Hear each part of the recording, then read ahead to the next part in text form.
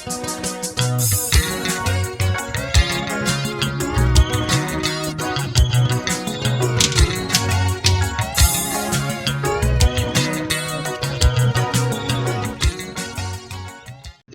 bafowethu, inxusa lendlamlenze leliphansi emntubatuba nkomo kayixoshwa. Ngithi nje bafowethu ake ngivele namhlanje since ube kuno live izolo wendlamlenze la kade ekhuluma khona nama-Blue Nation nje wonke. Engicabanga ukuthi la live bebize bona ukuthi sizolalela njengathi, njengoba thina simlandela yena as-leader ebese sizolalela ukuthi uthini kuthini.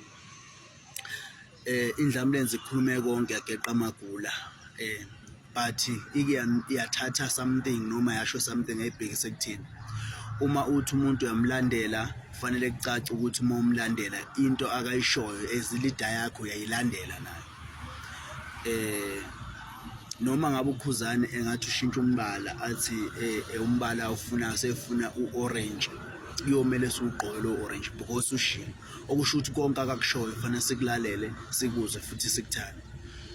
Umenshine indaba ukuthi kuba buhlungu uma ngabe umculi kaMaskandi othile ngenxa ukuthi abanye balandeli balandela omunye umculi ebese bedaxaza umsebenzi wakhe okanye bewugxobe ngeenyawo, ukukhombisa ukuthi basuke bewucriticize, bekhombisa ukuthi lo msebenzi fanele abanye abantu bengawunaki.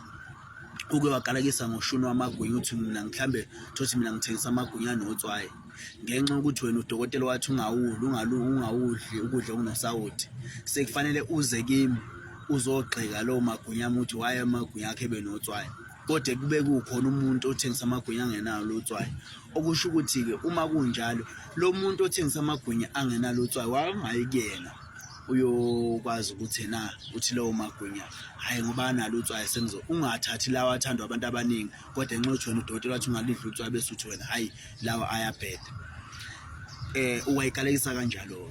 Ngisho ukuthi bafowethu cha, nami njengoba ngasho ukuthi ngafika la kwa-TikTok ngangakhuluma indaba, ngangijabulela ingoma yendlamlenze, ngiyikhulumele ngendlamlenze, ngiyincomela indlamlenze, kodwa ngenxa abantu influence yabantu bad influence from opposite side, noma abantu abalwa nendlamlenze abangawuthanda umculo wendlamlenze abathanda omunye umuntu, yagcina sengenza sengikhuluma noma selokhu ngiba against umculo, especially umculo kaMthandeni wakaManqele. Okwenze lento ukuthi ngaso sonke isikhathi uma ngingena ku-TikTok kumele ngicriticize umculo kaMthandeni, ngilwe nawo ngenxa yokuthi ngifuna abantu laba abangamfuni ukhuzana abahlala bemgxeka baphatheke kabi uma ngigxeka uMthandeni. Okuyinto engiye ngayirealize izolo uma seyichaza ukhuzana ukuthi kuyinto ebheda because they don't have ama-payslip laba bantu abasebenzi mafemi ibhizinisi labo. Uma mina ngifika ngigxeka uMthandeni ngikhuluma kabi ngomthandeni, lo nto leyo yenza ukuthi yena fanele enze njani abantu abantu vele bengilalele bonke abantu bethi asamfuna uMthandeni asamthandi bese ngibenefita ini mina lapho ngenxa ukuthi bengidefend ukhuzana. Akusenandaba ke bafowethu, mina njoba ngulungisani wakalanga inxusa lendlamlenze phansi emntubatuba angisophinde ngimenshine igama kaMthandeni uma ngenza amavidiyo, futhi noma ngabe kukhona umlandeli kaMthandeni o against mina noma mhlambe othuka mina angeke ngikwazi ukuphendula lokho.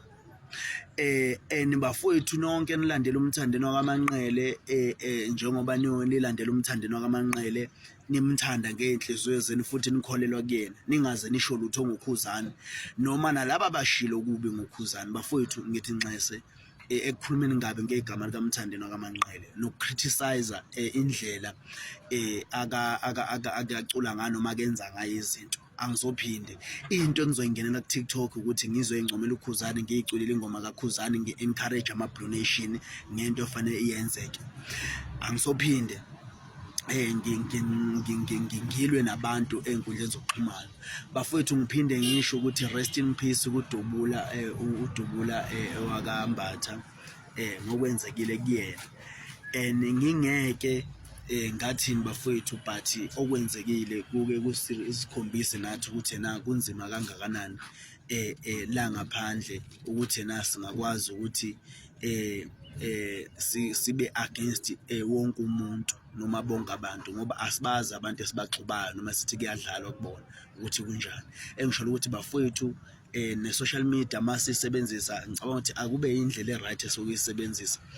Akukho kuhle ngoba njengamanje akulimalanga yena kuphela umfowethu, kulimale ney'ngane nomndeni wakhe mhlawumbe obuthembele kuyena, obuwazi ukuthi uma kukhona yena isinkwa siyahlala phezu kwetafula, yabo.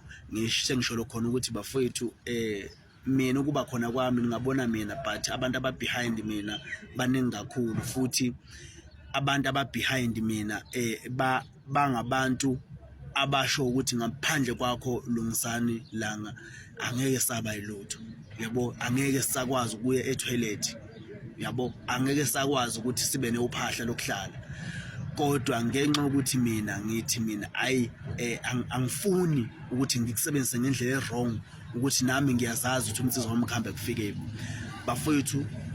Nodadewethu, cha bafowethu, kubo bonke angibagxobi ikhona la ku-TikTok ngendlela ukuthi bengilwa noMthandeni, ngilwa no-music kaMthandeni bafowethu. Arini bafowethu, ningixolele kakhulu, bengithatha nje futhi njengegame yomdlalo, kodwa futhi igame eqinile ethe ukuba strong, yabo. Kodwa-ke kuyenzeka ukuthi sometimes uyaxhawula kanti umuntu usuyamthunuka amanxeba. From namhlanje bafowethu, ngisho nje ukuthi wonke umuntu ongena kwi-social media, social media, senze u-TikTok, we need to be careful, we need to know ukuthi ngizothini and ngicabangisisa kahle ukuthi uzothini, yabo. Ucabangisisa kahle ukuthi uzothini. Ungajabulela ama-likes, ungajabuleli ama-followers, ukuthi ama-followers akho angaka, izinkumbi zabantu ama-likes angaka. Uma ngasenzi ngendlela abafisa ngayo abantu, ngizolimala ama-likes. We don't get the money from TikTok, we don't get anything from TikTok, we are not earning, but kubenefita abantu abacreate u-TikTok abahlele ema-ofisini. But at the end thina njengabantu esithi thina senza ama-content, abantu besifollowe bekhipha amadatha wabo, asitholi lutho bafethu. Nothing we get, we are earning from TikTok. That is why ngisho ukuthi cha bafethu, uma ngabe ngempela usacabanga ukuthi uzocreate ama-content ngokuthi mhlambe ube against uthuka abantu, ungene ey'ntweni especially izinto zikaMaskandi. uMaskandi ube sensitive kakhulu, uMaskandi usensitive kakhulu. That is why ngisho ukuthi bafethu, we need to be careful. Bese kube lapho uma uthi uba futhi ucabanga ukuthi wena uzocreate content ngoba against ngamabhizinisi wabantu abazenzela ngayo imali online. You need to be careful, wazi ukuthi into oyenzayo ingakuthatha ikubeke kwenye indawo la ongayithola khona ususenkingeni enkulu. Cha ngithi ngikanza kwethu nje sengehlela ngezansi, ngithi nje iyobe kini nonke, especially ama-Red Nation, akuyibona abantu engingabathinta nabo, baba uGadla, obaba u-Alimgube.